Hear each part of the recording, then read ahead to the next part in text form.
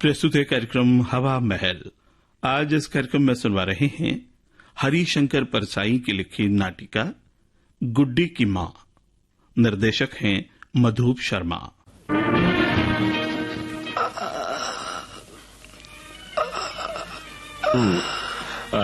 कब से है पेट में दर्द आपके? डॉक्टर साहब, यूं तो 8-10 दिन से है। थोड़ा हल्का दर्द था जो मालिश और सेक करने से बैठ जाता था, पर कल से बहुत बहुत बढ़ गया है। अच्छा, जरा मुंह खोलिए।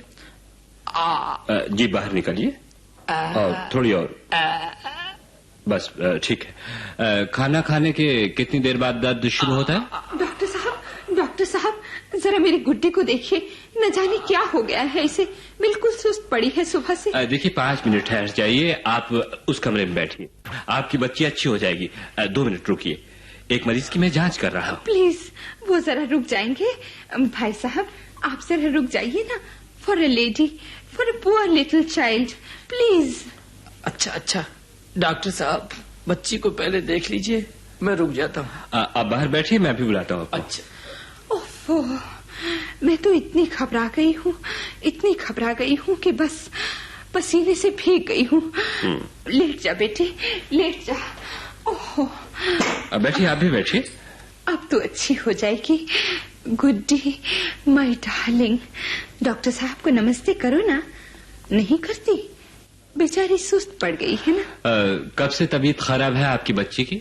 कल रात से डॉक्टर साहब। करीब 10 बजे हम लोग खाने पर बैठे। ये क्लब से जरा जल्दी लौट आए थे। यूं तो 11 बजे के बाद वो क्लब में कभी नहीं ठहरते। पहले तो बहुत देर से लौटते थे, कभी 12 बज जाता, कभी 1। एक दिन मैंने इनसे कह दिया कि इतनी देर करना ठीक नहीं, बस तभी से जल्द ही लौट आते हैं। जानते हो डॉक्टर, दिन भर दफ्तर में काम करके आदमी बोर हो जाता है। उसे 4 दोस्तों के बीच बैठकर गपशप करना या खेलना जरूरी है, मगर ये भी क्या बात हुई कि सारी रात क्लब में ही काट दी। मैंने तो साफ साफ कह दिया कि मुझे ये कतई पसंद नहीं। बस उस दिन का दिन है कि आज का इन्होंने कभी देर नहीं की।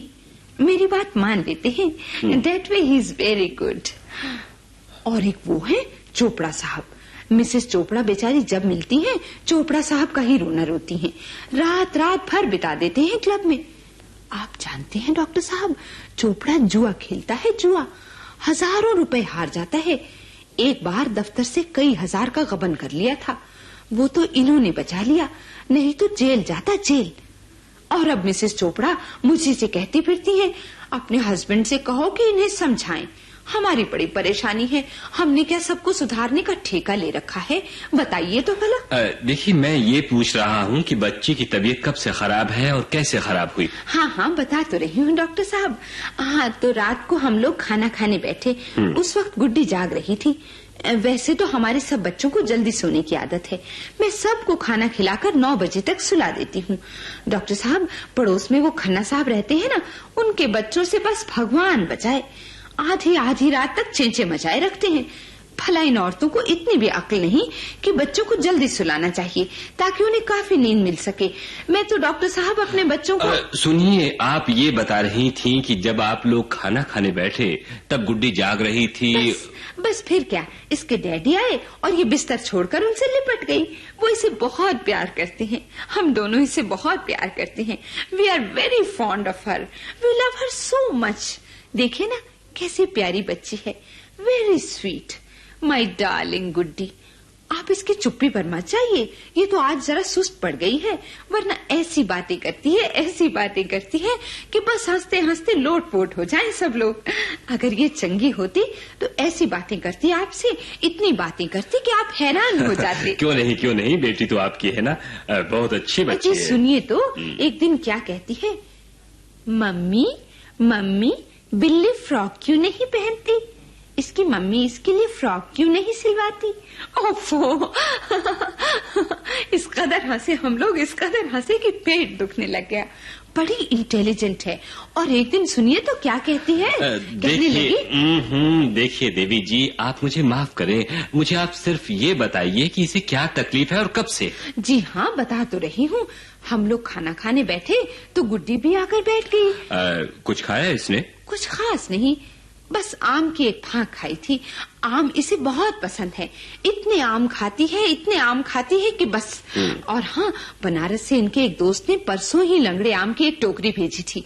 बहुत बढ़िया आम थे, मगर क्या करें, आधे से ज्यादा बंट गए। खन्ना साहब ही हंसते हंसते आए और कहने लगे, अरे साहब, बनारसी आम क्या अकेले अकेले खा लेंगे? मैं कहती हूँ डॉक्टर, लोगों को मांगने में भी शर्म नहीं आती, और हमारे यहाँ इनकी आदत इनकार करने की है नहीं, बस दे डाले।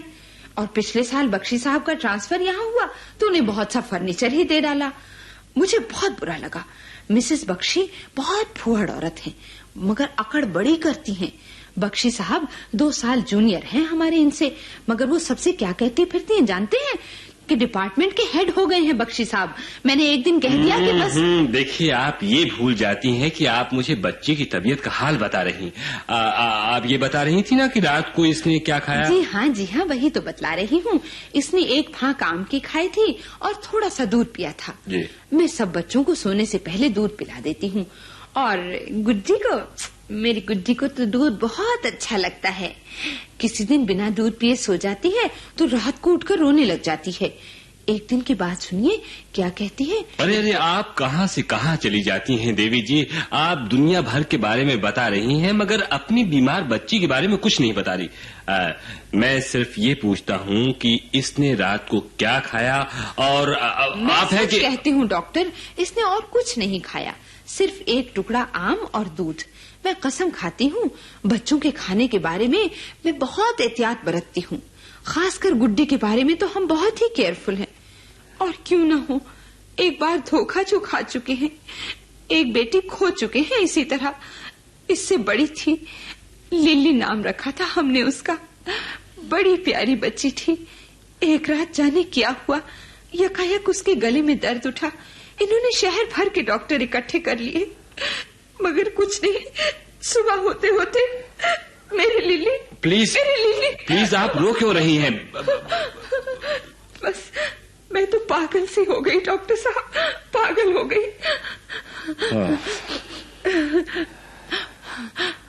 और फिर ये गुड्डी हुई। हमने कहा भगवान ने हमारी लिली हमें वापस कर दी।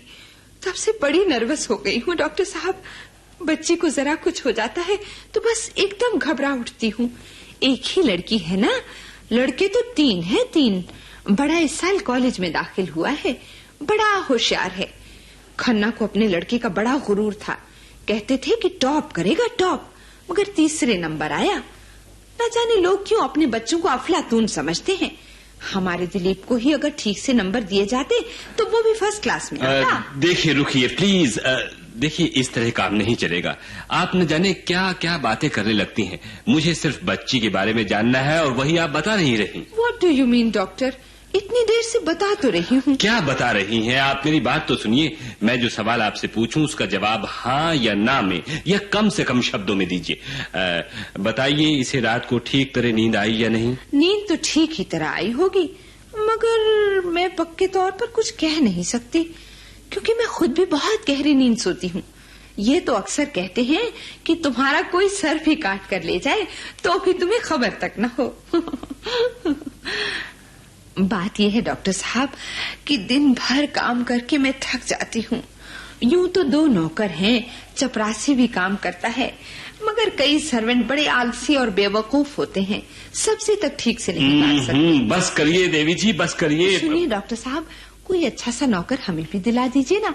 हम अच्छी तनख्वाह देते हैं और नौकर को घर के आदमी सरीखा रखते हैं। मैं बड़ी परेशान हो गई हूँ। अब जब हम पूना में थे तब हमारे यहाँ बड़ा अच्छा नौकर था, ऐसा मेहनती और इतना ईमानदार कि कुछ मत पूछिए। मैं सारा घर उसके भरोसे छोड़ जाती थी। Oh my God. कुछ नौकर बड़े मेहनती और ईमानदार होते हैं और कुछ बहुत ही बेईमान। जरा निगाह हटे कि चीज गायब। पूना में तो हमारे पैसे भी बाहर खुले पड़े रहते थे, मगर यहाँ तो सब चीज ताले में रखनी पड़ती है। आते ही हमें चपत लग गई ना। देखिए, एक नौकर था। ईश्वर के लिए रुकिए तो प्लीज। मैं दूसरा सवाल करना चाहता हूँ आपसे। देखिए, बच्ची ने सुबह उठकर कोई दर्द वगैरह की शिकायत तो नहीं की आपसे? सवेरे यही कोई 7 बजे उठी होगी। मुझे तो जरा जल्दी उठना पड़ता है ना। बात यह है कि इन्हें बेड टी की आदत है और मैं अपने हाथ से चाय बना कर देती हूँ। अगर बीमार पड़ जाऊं तो बात अलग है, वरना मैं ये काम नौकरों पर नहीं छोड़ती। एक वो मिसेस खन्ना है, खाना तक ठीक से देखिए, नहीं मुझे बनाती। मिसेस खन्ना से कोई मतलब नहीं। मुझे ये तो क्या मुझे मतलब है उनसे? मैं तो अपनी तरफ से बोलती भी नहीं हूँ, वो बोलती है तो जवाब दे देती हूँ। पड़ोस का मामला है ना, हमें अच्छा सा कोई मकान कहीं मिल जाए, हम इस जगह को एकदम छोड़ देंगे। आपकी निगाह में कोई अच्छा सा मकान हो तो हमें बताइए ना। देखिए, अब आप मेरी बात मानिए। बच्ची को यहाँ छोड़कर आप उस कमरे में जाकर बैठिए, मैं उसी से सब बात पूछ लूंगा और जांच भी कर लूंगा। आप भी भला कैसी बातें करते हैं डॉक्टर साहब? ये नादान बच्ची क्या बताएगी? मैं बता तो रही हूँ इसका आप हाल। बता रही हैं? आप कहाँ बता रही हैं? क्यों, इतनी देर से बता तो रही हूँ, सो आप और पूछिए ना, मैं बताऊंगी आपको। नहीं, आप नहीं बता सकेंगी। What do you mean? मैं क्या कोई गंवार औरत हूँ, बेवकूफ हूँ? मैं कॉन्वेंट में फर्स्ट आई थी, फर्स्ट। मिस सेल अभी तक मेरी बहुत तारीफ करती है, कहती है कि छोड़िए, मुझे मिस सेलवेल की बात से कोई वास्ता नहीं। आप मिस सेल को जानते नहीं है ना, तभी ऐसी बातें करती हैं। मिस सेल is a very great teacher. उनकी पढ़ाई हुई सब लड़कियां लाइफ में बहुत सक्सेसफुल हैं। मुझे तो बहुत चाहती थी, कहती थी कि एक हद दिन हो गई है, आप मुझे पागल कर देंगी। आपकी बच्ची का इलाज मैं कैसे कर सकता हूँ? क्या कहा? इलाज नहीं कर सकते? तो आपने पहले क्यों नहीं बताया कि आप क्वालिफाइड नहीं हैं? आप भी गजब करती हैं। मैंने कब कहा कि मैं क्वालिफाइड नहीं हूँ? तो फिर क्या मतलब? आप इतनी देर से मुझे धोखे में रखे हैं। मेरे चाचा भी डॉक्टर हैं, मगर साफ कह देते हैं कि उनसे इलाज बनेगा या नहीं। एक दिन एक बड़ा सेठ उनके पास इलाज के लिए आया, 1000 रुपए एडवांस देने लगा, मगर अंकल ने ये कहकर रुपए लौटा दिए कि तुम्हारा रोग मेरी समझ में नहीं आता। ऐसे ईमानदार हैं वो, और एक यहाँ के डॉक्टर हैं कि देवी जी प्लीज जरा मेरी भी तो सुनिए। मैं बच्ची का इलाज करने के काबिल हूँ, मगर आप इलाज करने ही नहीं दे रही। तो फिर मैं लाई किस लिए हूँ? आप कैसी बातें कर रहे हैं डॉक्टर? मेरा मतलब है कि इतनी देर से आप बातें कर रही हैं, मगर ना आपने बच्ची की बीमारी के बारे में कुछ बताया, ना आप मुझे उसकी जांच करने दे रही हैं। इस तरह तो अगर 1 महीना भी आप बातें करती रहे तो भी मैं बीमारी के बारे में कुछ नहीं जान पाऊंगा। बड़ी मुश्किल है, आप भी अजीब डॉक्टर हैं। बीमार का पूरा हाल जाने बिना एकदम दवा दे देना चाहते हैं। इस तरफ रवैया ही ऐसा है, एक मरीज की नब्ज देखते देखते दूसरे की दवा लिख देते हैं। मेरे अंकल घंटे घंटे मरीज का हाल पूछते थे। एक दिन एक पीलिया का मरीज उनके पास आया तो कहने लगे, बस मुझे उस पीलिया के मरीज के बारे में बिल्कुल नहीं जानना। मत सुनिए, मेरा क्या जाता है। आजकल के डॉक्टरों में यही तो है कि एक्सपीरियंस नहीं बढ़ाएंगे।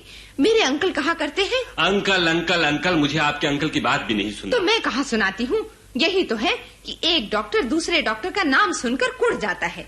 मेरे अंकल भी नामी डॉक्टर हैं, मगर देखिए, मेरे पास टाइम नहीं है, मेरे मरीज बाहर बैठे हैं, मैं इतना टाइम कैसे दे सकता हूँ? टाइम सभी का कीमती है, और फिर मरीज का पूरा हाल तो आपको जानना ही चाहिए डॉक्टर साहब। मैं अगर आपका टाइम लेती हूँ तो पेमेंट भी तो करती हूँ। डॉक्टर का बिल हम कभी बकाया नहीं रखते। ये आदत तो सिर्फ खन्ना साहब में आप है। मुझ पर रहम खाइए प्लीज। मुझे आप बिल्कुल बेवकूफ समझ लें और बच्ची को किसी दूसरे डॉक्टर के पास फौरन ले जाएं। हाँ, ले जाऊंगी, अभी ले जाऊंगी। डॉक्टरों की क्या कमी है? डॉक्टर देव के पास ले जाऊंगी मैं डॉक्टर इसे। देव की पिछले साल मृत्यु हो गई। तो डॉक्टर कपूर हैं, मैं उनके पास ले जाऊंगी डॉक्टर इसे। कपूर का पिछले साल ही तबादला हो गया। वो जाने दीजिए, सब डॉक्टर थोड़े ही चले गए होंगे, लेकिन ये अच्छी बात नहीं है। आप मरीज को घंटे भर बिठाकर बातें करते हैं और बाद में कह देते हैं कि आपसे इलाज नहीं बनेगा। देखिए, आपकी बच्ची की तबीयत बिगड़ रही है, आप जल्दी से इसे डॉक्टर के पास ले जाइए। हाँ, मैं ले जाती हूँ। चल बेटी चल। कैसे डॉक्टर हैं, फालतू टाइम बर्बाद हुआ। पूना में ऐसे अच्छे अच्छे डॉक्टर थे, यहाँ तो एक भी काम का डॉक्टर नहीं है। मेरे अंकल अक्सर कहा करते हैं कि बेटी, अनक्वालिफाइड डॉक्टर से मुफ्त में भी इलाज नहीं करना। चल बेटी।